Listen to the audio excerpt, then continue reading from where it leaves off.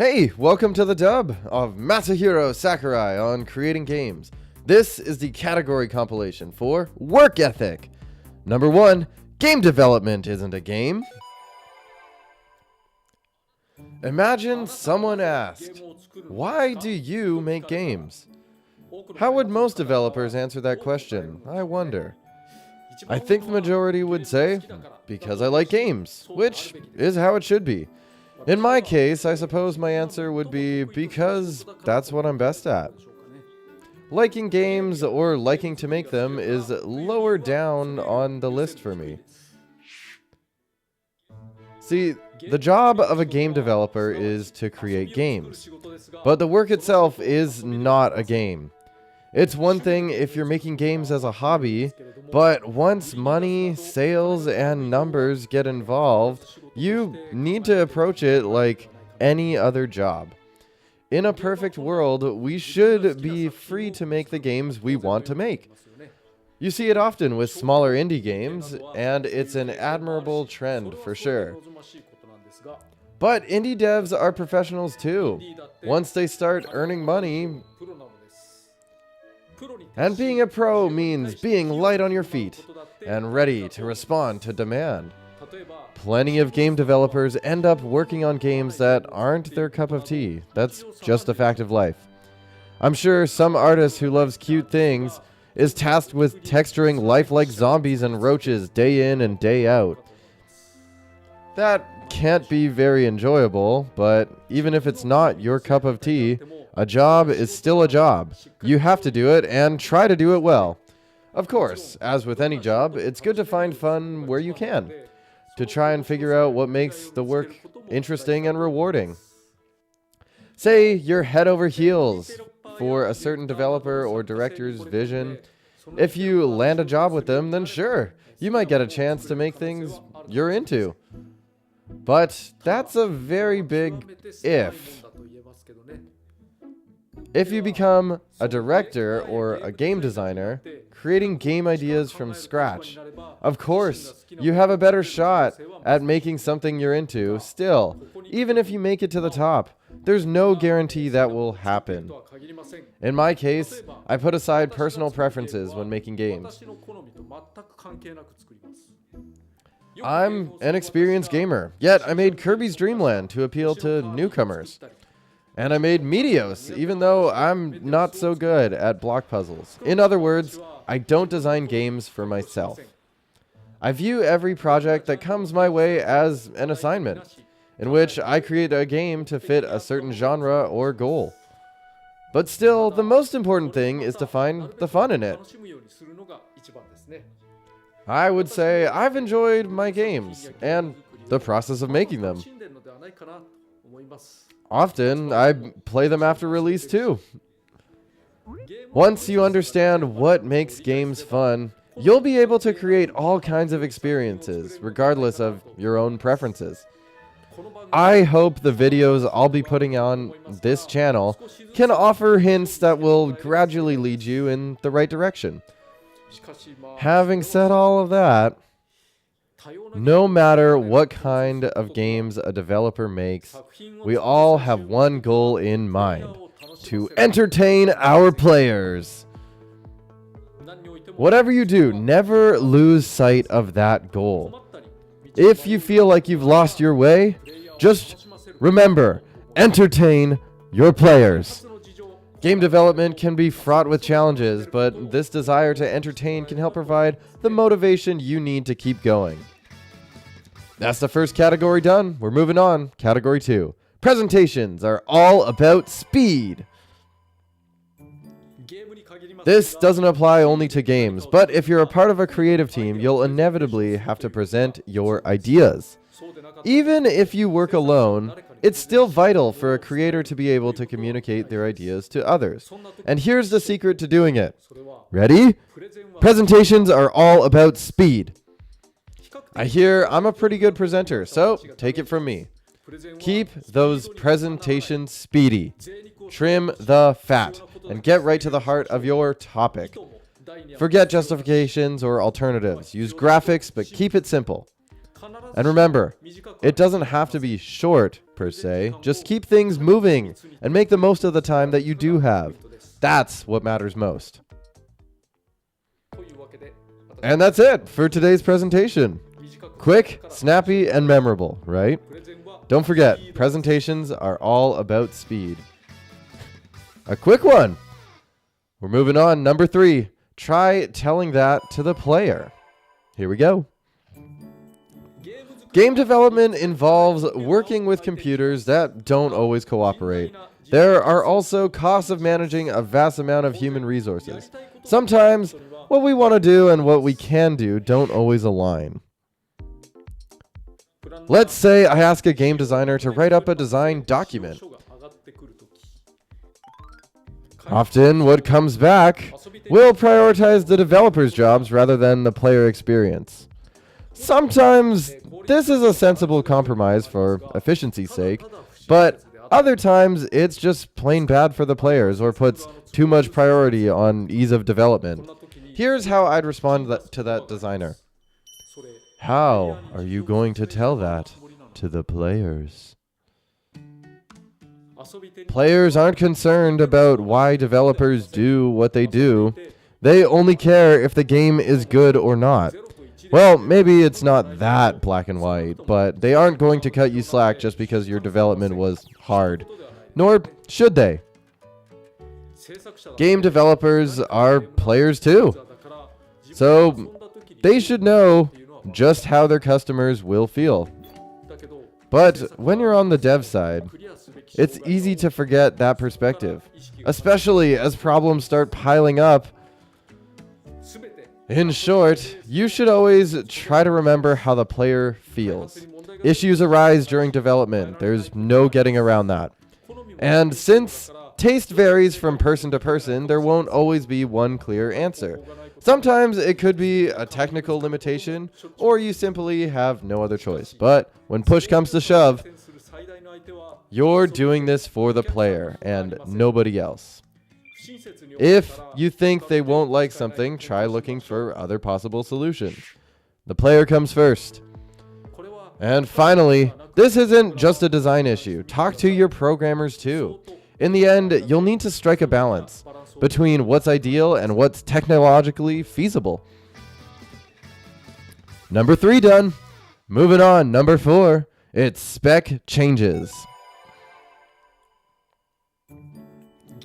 Changing a game spec in the middle of development, it's something to avoid wherever you can, but you also need to be flexible. When you change a game spec, you end up scrapping work that's already been done and causing detours in development. That'll cost you money and it might demotivate your team, so you should really try to avoid it. Still, even if you've laid out every detail of your game in advance, some things won't become clear until you actually sit down to make it. That is to say, if you want to make your game ready to show to the world, first, you have to finish it. And if you try to envision a finished game right from the get-go, you might spend as much time writing documentation as you actually do developing the game itself.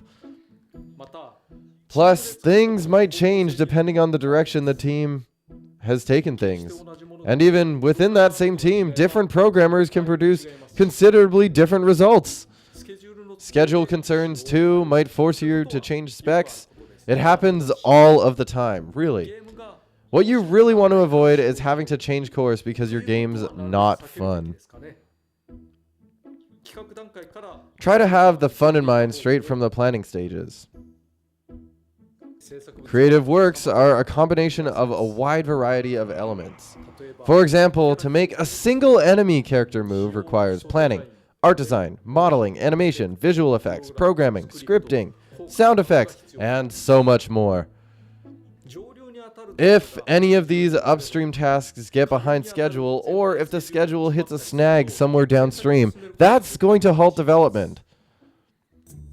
You might change spec because technology or methodology has improved, or to cut down on man hours, or because the game doesn't run as smoothly as you expected. There are plenty of other reasons you might consider a spec change. And those choices, they won't be easy.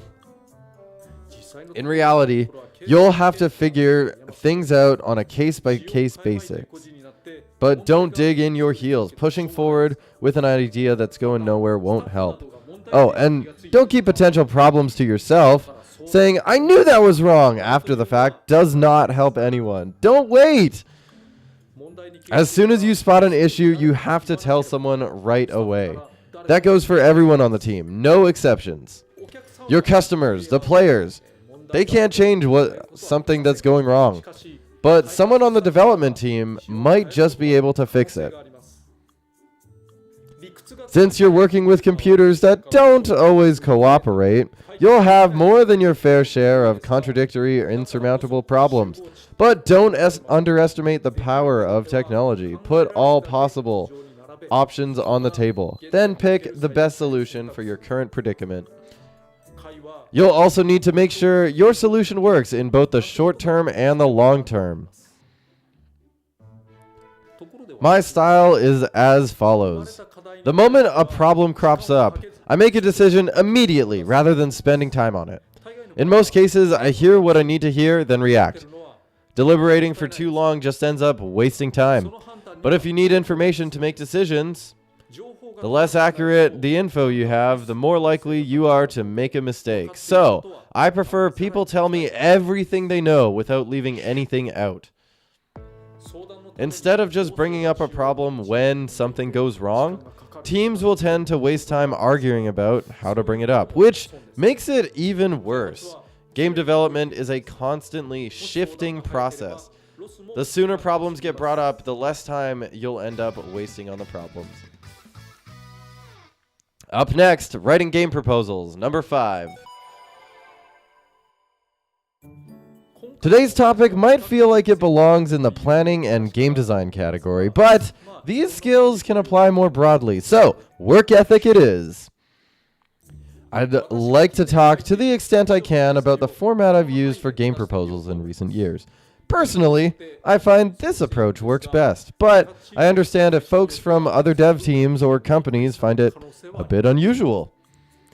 This is the cover page for my Smash Bros. Ultimate proposal. It all started here. I made the PowerPoint proposal and almost all of the pages look just like this. One screenshot or diagram and just 2 lines of text. Each page is its own topic that works within these limits. Though there are lots of pages, over 200 of them in fact, still, I make them quick and snappy like panels in a comic. So it doesn't take all that long to get through the presentation. Plus, some of it goes deep on mechanics and required for in-game implementation. In other words, content that only the dev team really needs to know. You'll often hear that it's best to keep your proposals lean. But that's not always the case. You just have to be clear, engaging, and to the point. As long as you move through a dense presentation quickly, the page count itself really isn't an issue. And besides, it's Smash's fault for having so much content. Not much we can do about that. I break things down into categories so people can follow along and see just how far into the presentation we are. Nobody likes an endless presentation after all. I started using this proposal format around the time when I went freelance. I do say a little about each slide as I'm presenting, but I never read straight off the page.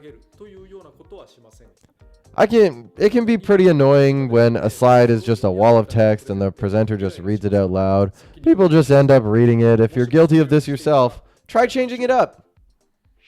I wonder what I'm like. But anyways, if you want to make your proposals easy to digest, I recommend the method I showed you. But don't forget, most important thing is what's written inside. That's it for number 5. Up next, prep your proposals hot and fast. Number 6. In my most recent work ethic video, I introduced a format I use when writing game proposals.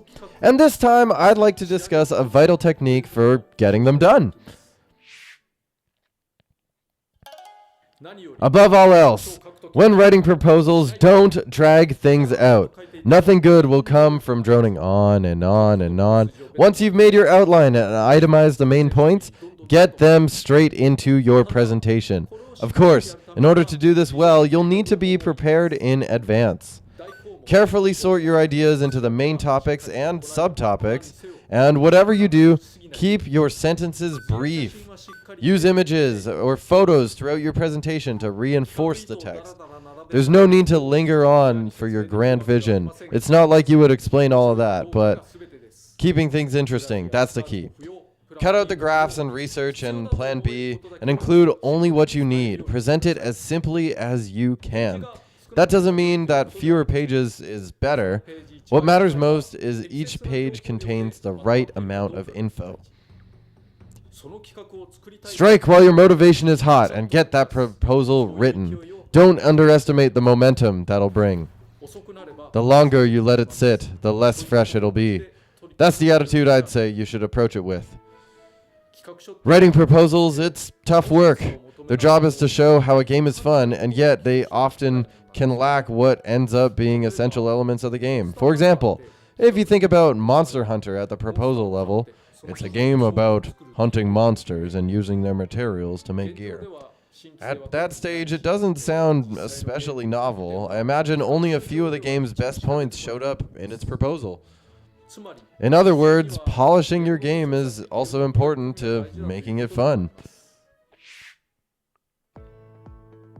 You can't have a game without first having a proposal. To get the folks who provide funding and talent to think, we should definitely buy this, try serving up the proposals that are quick, snappy, and full of energy. And if your proposal gets rejected, don't convince yourself that the other party doesn't have taste. It's your responsibility as a presenter to show off the game's appeal. And that's a wrap for number 6. We're moving on. Number 7. You'll forget the hardship, but the game will endure. Generally speaking, game development, it's tough work. As you can imagine. Making games and working with computers that don't always do what you want takes a tremendous amount of effort. Almost like stacking small stones one at a time. It's hard road to walk, but still, if it's resulted in more people are playing my game, I think I would weather any hardship. One thing I've learned from developing games for so long, if lots of people play your game, the hard work ultimately pays off. It's not about making a huge selling hit, but at the very least, if you are making a game, your audience will probably be bigger than tens or hundreds of people, right? If 1,000 people play your game, the resulting impact is 1,000 times greater. Same goes for 10,000 and beyond. Many things in the world, not just games, are created with that principle in mind. Creating a finished product or providing an ongoing service can be a massive challenge. But we're surrounded by people who do just that in all kinds of fields every single day. We're all supporting each other. If you try to take the easy way out and make too many compromises, you'll probably regret it later. So here's what I think. You'll forget the hardship, but your game will endure. Over time, I've forgotten the difficulties I went through on individual projects, but I can never seem to forget the parts of a game I got wrong. Here's a short section from Kirby's Adventure. It's the ending. And it's wrong! The screen wasn't supposed to shake. It was supposed to flash white. I still haven't forgotten this slip-up. I'm a little embarrassed to say this, but my games have sold far better than I expected. Smash Bros. Ultimate alone has sold over 29 million copies. That's a staggering number. I did some research, and that's apparently about the entire population of Asia. People, not households. Oh, and if you add together the sales of the entire Smash Bros. Series, that's roughly the population of the UK. For me, these numbers sweep the hardship away. I'm truly grateful for everyone who has played my games. Just to be clear, I'm not saying that workers should go through needless hardship. But once we're set up to work efficiently, we should do everything we can to serve our customers. With games or any other kind of product, actual people are going to be buying it. Remember that you're doing it for them and apply yourself accordingly. I can't say it enough. You'll start to forget the hardship once it's over, but the game, it will exist long after release. Do what you can now so you don't regret it later. When you're diving into your work, try to think about all of the people who will enjoy the end product. Let's keep doing the best we can. 7 done. 8's up next. Directors need to be unique. As you might expect, there are a lot of people who want to be directors or game designers. So naturally, a question I get asked often is, how exactly do you become a director? Putting myself aside for 1 second, I'd say that the skilled directors behind different games don't actually have much in common at all. And I've met quite a few of them. I know plenty of directors, and each of them does things completely differently. They're all unique. Still, if I had to come up with one thing they do have in common, it would be a keen sensibility to be able to see things differently from other people. When I speak with them, most of the directors offer insights or perspectives I've never considered myself. If you show them something or run an idea by them, they're the kind of people that'll latch onto tiny details and perceive things that most others would miss. Those particular traits are more vital for a director than you may think. Visuals, game essence, animation, story, they even perceive people differently. So while directors do tend to be a little quirky, I think that's a good thing. And just to avoid any misunderstandings, I should also note that they need to have a good sense of balance as well. They should probably be skilled at communicating their creative ideas too. Now, are there directors who are bad at conversing with people? Well, there may be a few, but it's hard to think of any. Directors take their own thoughts and feelings and use them to set their games apart from other titles. A director position, just like the game itself, calls for a personal, unique touch that only that person is capable of offering. There are scales and degrees to this, of course, but my current feeling is this. A director needs to be unique. And all of us will be, I know it. But number 9 is just do it already! Sometimes when you have work or tasks you have to take care of, it can be a little difficult to find the motivation to get them done. You can't get things off the ground. How do you change that 0 to a 1? Honestly, it's tough to get your engine in gear without some fuel to get things started. Fortunately, I've got the best and the only solution, one that anyone can use, and I'll share it with you now. There is only one way. Just do it already! If you're drafting a design document or the like, start writing. If you're creating art, get drawing. If you need to go out of the house and get dressed and go. Do it, and do it now. If you're watching this video, turn it off and get to work. Pretend there's a bomb in your room that'll explode if you don't start now. Just do it right now. All right. I got a bit carried away there, but it's all true. If you're feeling unmotivated, there's no point in overthinking it. The time is now. Get those hands moving. Motivation will come later. Social media, video sites, the internet, and even games, they can all be tempting, but cut yourself off and just do it. I promise you, the best way to better yourself or find success in general is just do. You won't succeed without a steady output. You can think about what all that means later. Right now, I suggest just get yourself going. Go, now! For the record, it is effective to use tricks like visualizing your tasks, but You can always think about that after. In the meantime, just do it already.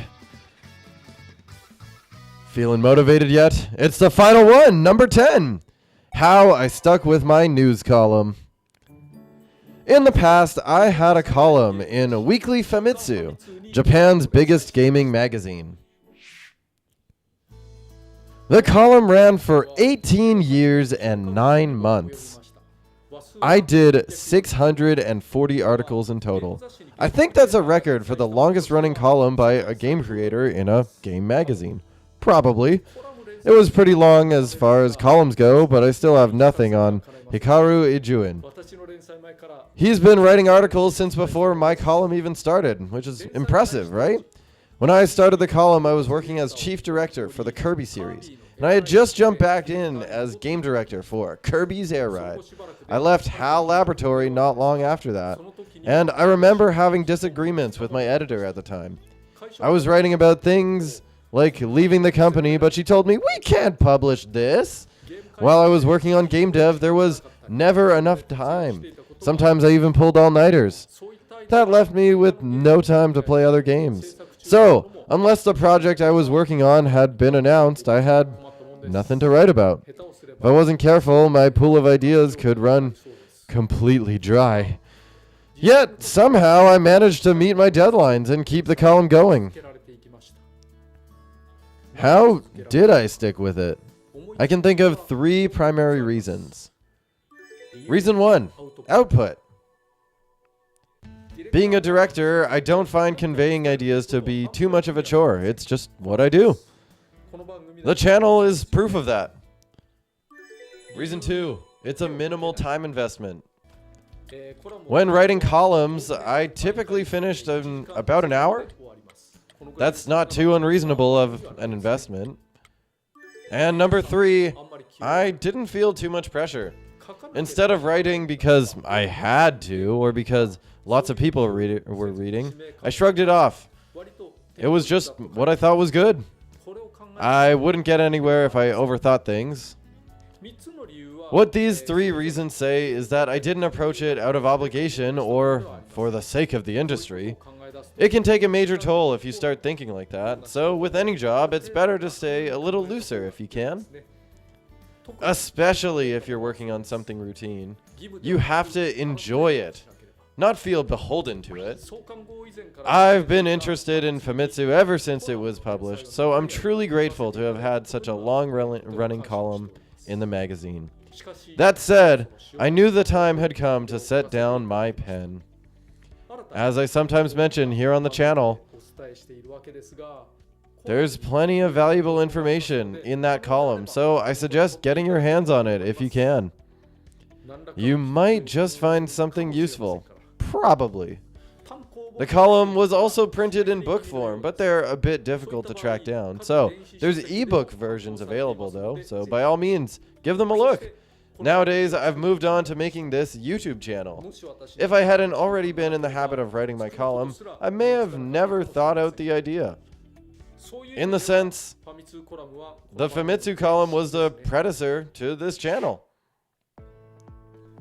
By the way, if you're wondering how I landed my column in the first place, I met the person in charge of Famitsu's columns.